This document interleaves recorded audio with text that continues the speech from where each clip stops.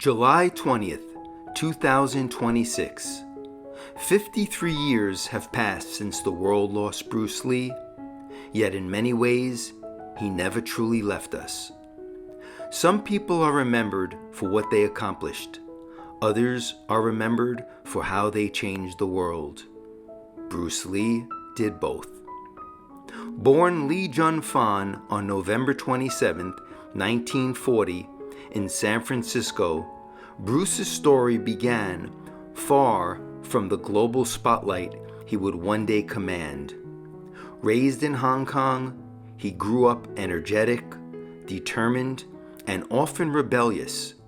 As a young man, he found himself in frequent street fights, prompting his parents to enroll him in martial arts under the legendary Wing Chun master Yip Man. What began as self-defense soon became a lifelong pursuit of mastery. Bruce possessed something that cannot be taught, an insatiable curiosity. He questioned everything, refusing to accept tradition simply because it was tradition. Even as a teenager, he searched for deeper truths, believing that martial arts should evolve with the individual rather than remain confined by rigid styles.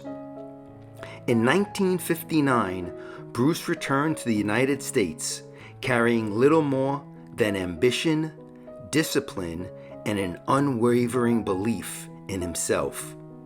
While studying philosophy at the University of Washington, he began teaching martial arts to anyone willing to learn, regardless of race or background. At a time when many schools refused to teach non-Chinese students, Bruce ignored convention. For him, knowledge belonged to everyone. This philosophy eventually became Jeet the way of the intercepting fist. It wasn't simply another martial art, it was a way of thinking. Absorb what is useful, discard what is useless, and add what is specifically your own. Those words would become more than a philosophy for combat. They became a philosophy for life.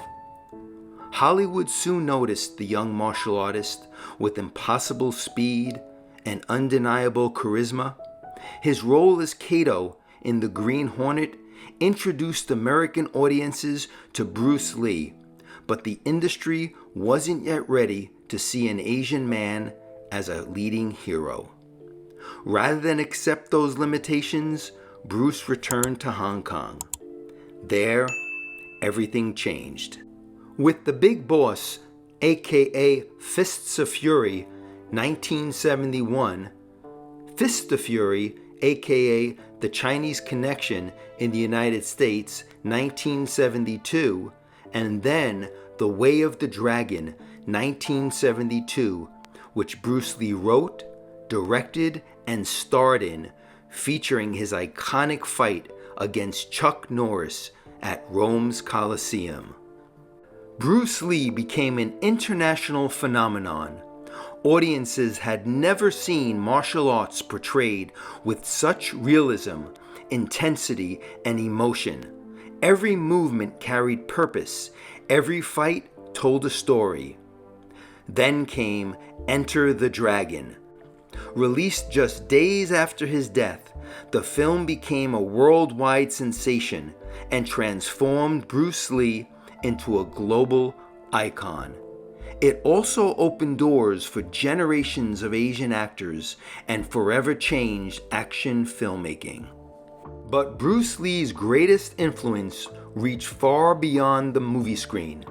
Long before functional fitness became mainstream, Bruce Lee was developing revolutionary training methods.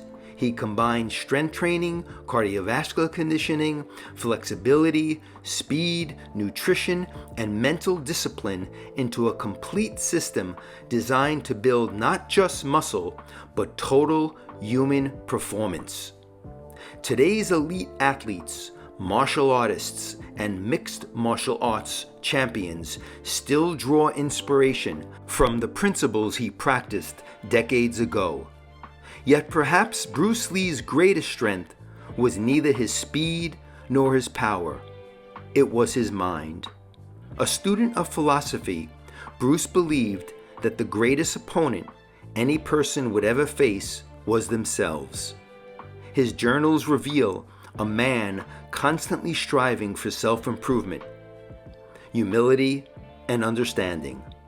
Among his many teachings, one that has echoed across generations: be water, my friend. Simple words, endless meaning. Water adapts, it flows, it overcomes obstacles, not through force alone, but through persistence and flexibility. For Bruce, this was the essence of both martial arts and life itself. Then, on July 20th, 1973, tragedy struck. At just 32 years old, Bruce Lee died unexpectedly in Hong Kong. His official cause of death was cerebral edema, a swelling of the brain. The sudden loss stunned the world and sparked decades of speculation, but no theory has diminished the extraordinary life he lived. Some lives are measured in years. Bruce Lee's is measured in impact. More than 5 decades later, his influence can be seen everywhere. From dojos and gyms to movie sets and mixed martial arts arenas, his philosophy continues to inspire entrepreneurs, athletes, artists, actors, and anyone striving to become the best version of themselves. He challenged convention, he shattered stereotypes, he redefined martial arts, and he showed the world that true strength begins with the courage to think differently. Bruce Lee once wrote, "The key to immortality is first living a life worth remembering."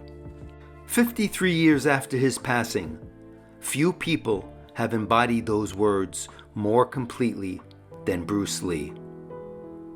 Bruce Lee's body may have left this world on July 20th, 1973, but his spirit lives on in every disciplined mind, every determined heart, every martial artist seeking excellence, and every person who refuses to accept limitations imposed by others. Legends are not defined by the length of their lives.